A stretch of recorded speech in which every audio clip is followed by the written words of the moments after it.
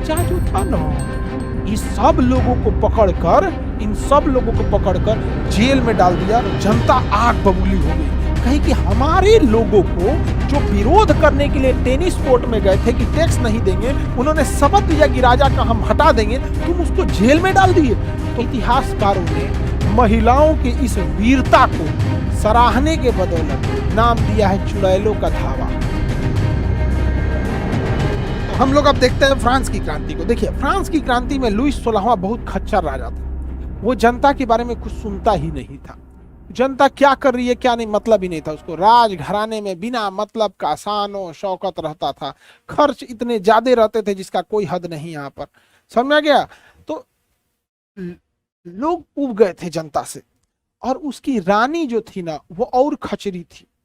Lewis 16वां की रानी और खचरी थी। एक दिन वो घूमने गई, रानी रथ से घूमने गई। तो क्या हुआ भाई, पूरे सड़क पे कालीन बिछा दो। रानी आ रही है, पूरे सड़क पे क्या किया गया, कालीन बिछा दिया गया। काहे कि रानी आ रही है। और रानी जब उस पे बैठी तो 52 गज का कौन सी होता है जी, लहंगा की लुंगी, वही पहन के बैठी। 52 गज का लुंगी पहन के बैठी, लसराते हुए सड़क पे जा रहा था। कहा हो तो महारानी 52 गज का लुंगी पहनेंगी। जरा जनता गरीब, जनता कही कि रानी हमको रोटी चाहिए, रोटी खिला दो। सोचिए जनता भूख से कितना तड़प रही थी कि अपनी रानी को देखकर किसी घर द्वार की बात नहीं की, बल्कि रानी को देखकर रोटी मांगने लगी। रानी को कही, रानी रोटी दे दो, रोटी, भूख लगी है, रोटी। तो रानी पूछी अपने सिपाहियों से कि सब रोटी काहे चिल्ला रहा है सब। तो सिपाहियों ने कहा कि मैडम सबको भूख लगा है, उन सबको भूख लगा है तो रोटी मांग रहा है सब। तो रानी जानती है क्या बोली, सोचिए कितनी बड़ी बैल थी, एकदम मेरी बहनिया की जैसे थी। कह रही है कि जब इनको रोटी चाहिए तो कहा कि रोटी नहीं है क्या इनके पास। तो कहा नहीं मैडम, रोटी नहीं है इनके पास, रोटी नहीं है। तो कहा जो रोटी नहीं है तो बोलो कि ब्रेड खा ले, केक खा ले, बिस्किट खा ले, चावल खा ले। मतलब उस बैल को पता ही नहीं था कि गरीबी की वजह से रोटी नहीं है।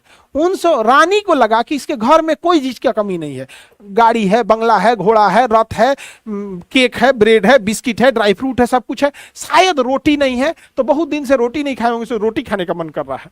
तो कह रही है केक खा लो, क्या कर लो, केक खा लो।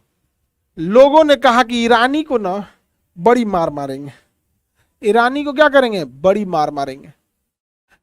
और लोगों ने विद्रोह कर दिया। लोगों ने क्या कर दिया, विद्रोह कर दिया। तो फ्रांस की क्रांति जो थी वो लुईस 16वां के समय भीषण रूप ले ली फ्रांस की क्रांति। अब धीरे धीरे राजा जो था ना और जनता के ऊपर नकेल कसने लगा। उसने क्या किया, जनता में नेपोलियन भी कुछ आगे बढ़े तो नेपोलियन को भी शांत कर दिया गया इसमें क्या नाम है, फ्रांस की क्रांति में। अब आगे बढ़ते हैं हम लोग। राजा जो था ना, वहां पर नेशनल असेंबली क्या होती है, जो ब्रिटेन का फ्रांस का जो संसद था, फ्रांस के संसद को नेशनल असेंबली कहा गया। इस नेशनल असेंबली में 3 हिस्से थे सब। कितने हिस्से थे, 3 हिस्से थे सब यहाँ नेशनल असेंबली में। एक हिस्सा जो था वो जो लेफ्ट साइड में बैठता था, लेफ्ट साइड में ये जनता का था। किसका था, जनता का था। एक जो साइड था ये व्यापारी का था, और ये वाला साइड था राजा का था और पादरी लोगों का था। राजा और पादरी लोगों का था। तो अब देखिए, जो जनता थी वो लेफ्ट साइड में बैठती थी, और राजा यहाँ बैठता था, राजा यहाँ पर। अब राजा हमेशा ऐसा कानून लाता था जिससे पादरी या बड़े लोगों को फायदा हो, व्यापारी या कुलीन मतलब होता है बड़े लोग, संभ्रांत लोग, अमीर लोग, कुलीन लोग, ऐसा ही कानून लाता था। रजवा एक दिन क्या किया ना, एक ऐसा कानून लाया जिसमें न पादरी को वो टैक्स देना था, न व्यापारी को वो टैक्स देना था, न बड़े लोगों, कुलीन लोगों को टैक्स देना था। यानी टैक्स केवल गरीब जनता को देना था। टैक्स केवल और केवल किसे देना था, गरीब जनता को टैक्स देना था। बताइए क्या यह टैक्स सही रहेगा? एक ऐसा टैक्स, कल्पना कीजिए, जो केवल गरीब जनता पे लागू किया जाए। जनता बवाल कर दी और यहां से उन्होंने राजा का विरोध करने लगा। जनता बार बार राजा हमेशा ऐसा कानून लगाता था जिससे जनता को प्रॉब्लम होती थी, इसलिए बार बार विरोध करते थे।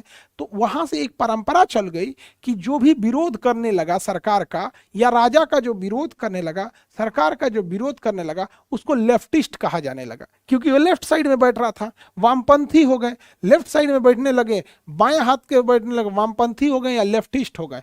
भारत में भी देखिएगा ना, जो लेफ्ट पार्टियां हैं, लेफ्टिस्ट लोग हैं, वो सरकार की नीतियों का बहुत प्रचल ढंग से विरोध करते हैं कि आप किसानों को हर महीने 500 रुपया देते हैं और खाद, डीएपी, गैस सिलेंडर, महंगाई, पेट्रोल डीजल इतना बढ़ा देते हैं।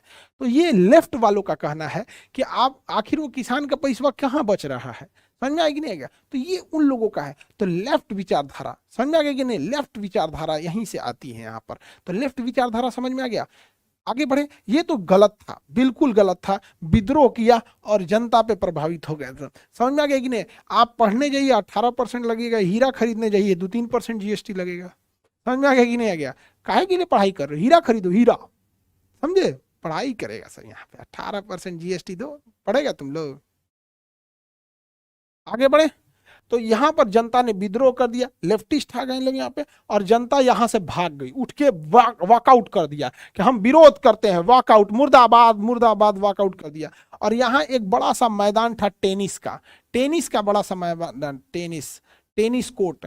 आपको पता है कोर्ट किसे बोलते हैं? टेनिस जिसमें खेला जाता है उसे कोर्ट कहते हैं, उसे ग्राउंड नहीं कहेंगे, टेनिस कोर्ट। तो ये लोग सारे लोग कहाँ आ गए? संसद, अपने नेशनल असेंबली को छोड़ के टेनिस कोर्ट में आ गए और यहाँ एक शपथ लिया। ओथ का मतलब होता है शपथ, ओथ का मतलब क्या होता है? शपथ।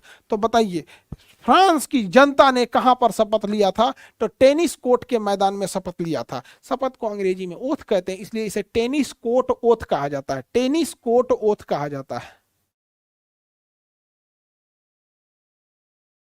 टेनिस कोर्ट ओथ कहा जाता है। क्या कहा जाता है? टेनिस कोर्ट ओथ कहा जाता है। क्या कहा जाता है बाबू? टेनिस कोर्ट ओथ कहा जाता है, टेनिस कोर्ट ओथ कहा जाता है, टेनिस कोर्ट ओथ कहा जाता है। तो क्वेश्चन पूछेगा टेनिस कोर्ट ओथ की घटना किससे संबंधित है? तो टेनिस कोर्ट ओथ की घटना फ्रांस की क्रांति से संबंधित है। अब देखिए, जब ये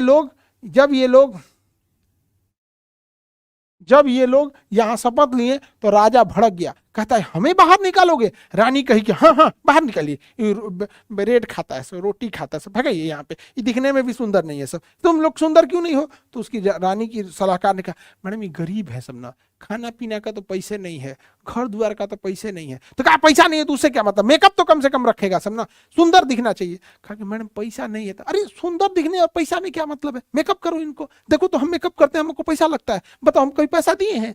बोलो हमको जो मन खाने का हम खा लेते हैं, हम पैसा देते हैं? जनता ने कहा कि रे हई रानी तो पूरा पगला गई है, ये खान सर की बहन की तरह है जी, इस खान सर की बड़ी बहन की तरह है एकदम। रानी कहीं देखो मुझे को जो मन पहनने के लिए मैं पहन लेती हूँ, कभी पैसा दी हूँ? जनता को भी पहनना चाहिए कि नहीं पहनना चाहिए? फटा चिटा पहन के घूम रहे हैं, इनको शौक लगी है। मेरे को देखो ये मैं अभी इसको बोलूंगी तुम नाश्ता बनाओ, नाश्ता बनाएगी और पैसा थोड़ी मांगेगी। वो लोग जानबूझ के भूखे रह रहे हैं, बताइए, जानबूझ के भूखे रह रहे हैं। एकदम जनता परेशान हो गई। अब महिलाओं ने कहा ना कि ईरानी को तो हम नोच देंगे, ईरानी को तो हम धक नोच देंगे ऐसे एकदम यहाँ पे। तो महिलाओं ने अपना ग्रुप बना लिया कि रानी के तो मरबो, हम मरबो रानी की हम यहाँ पे। और जो भी ये टेनिस कोर्ट में शपथ लिए थे कि राजा को उजाड़ देंगे, तो बड़ी सी जनता आई यहाँ पर। राजा जो था ना, इस सब लोगों को पकड़कर, इन सब लोगों को पकड़कर जेल में डाल दिया। उस जेल का नाम था वास्तिल। क्या नाम था?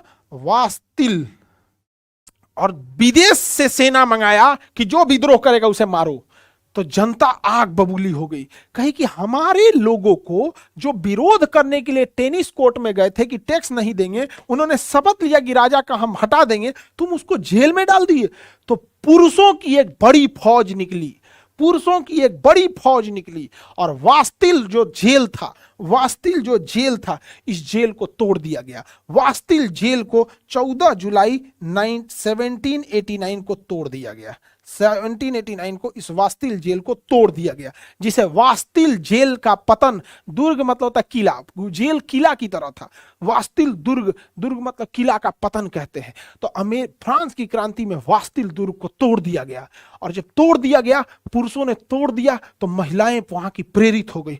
कहें कि जब पुरुष तोड़ सकते हैं, जब पुरुष इस को तोड़ सकते हैं, वास्तिल दुर्ग को आजाद कर सकते हैं, तो हम महिलाएं क्यों पीछे रहेंगे, हम महिलाएं भी चलें, कुछ क्रांति करते हैं। तो सब महिलाओं ने कहा कि चल चल चल चल हम वर्साय चलल जा। कहाँ चल जा? वर्साय, क्योंकि रानी कहाँ रहती थी? वर्साय के महल में। महारानी जो रहती थी वो वर्साय के महल में रहती थी। तो इन्होंने कहा कि हम भी चलेंगे। तो 5 अक्टूबर 1789 को महिलाएं भी चली गई।